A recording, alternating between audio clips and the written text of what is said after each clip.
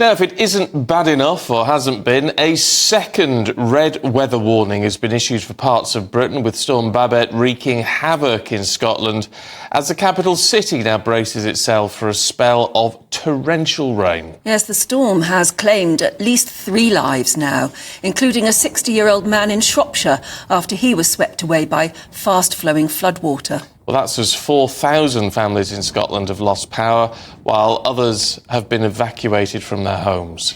And this all comes after Leeds Bradford Airport was closed after a plane skidded off the runway.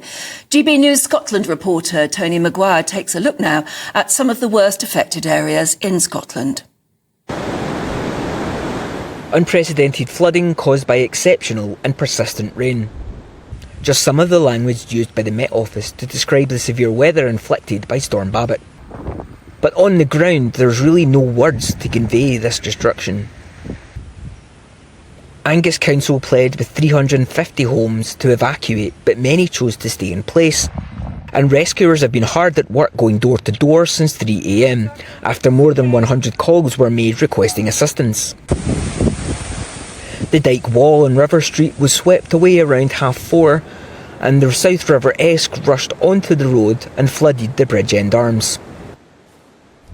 Owner Scott McNeil has had this pub for 20 years, and even he was taken aback by the severity of the floods.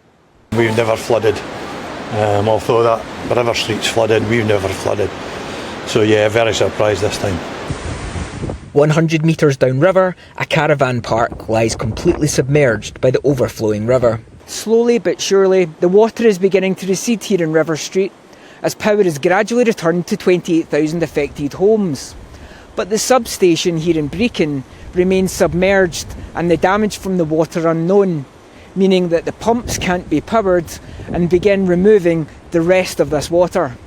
50 metres of wall gone in the river. Local resident Chris McGuire owns a home here and is frustrated that the £14 million flood defences doesn't include backup generators to cover for this very situation. I know this is unprecedented, but last year it flooded. Less than 12 months, it's flooded twice now.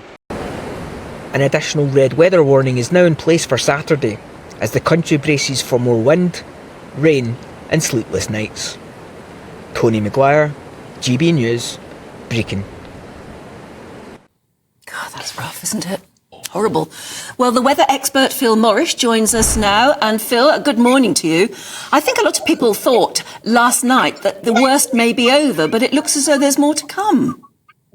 Good morning. Yes, there's going to be another red warning being issued for Scotland. There's going to be another 100 to 200 millimetres of rain again in that red warning area around Angus, that part of Scotland. And it has been an exceptionally wet period. It all started on Wednesday night. We had Babet, and she came in from the south, and a rather unusual track for a low-pressure area as she moved north over the Britain. And to the north of Britain, there was a high pressure, so the low pressure became stuck and produced hours and hours of torrential rain over Scotland, as we've seen, producing those phenomenal rainfall totals that are quite unprecedented in such a concentrated area.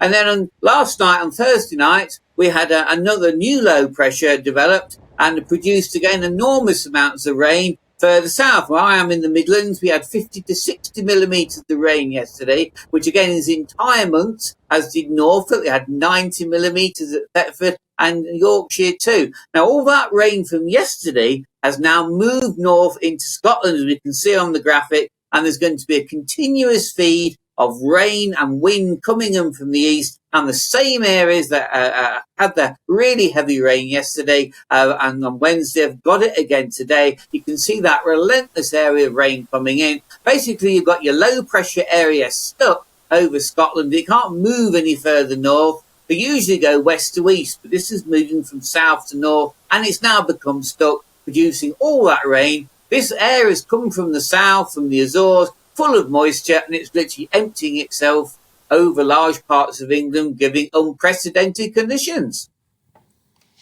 OK, Phil, good to talk to you. Thanks very much indeed.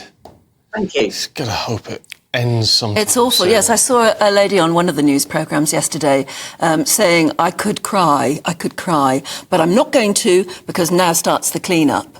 But very clearly, as we just heard there, it's going to happen again. So when do you know it's safe to start the clean-up? To start the clean-up? Don't know.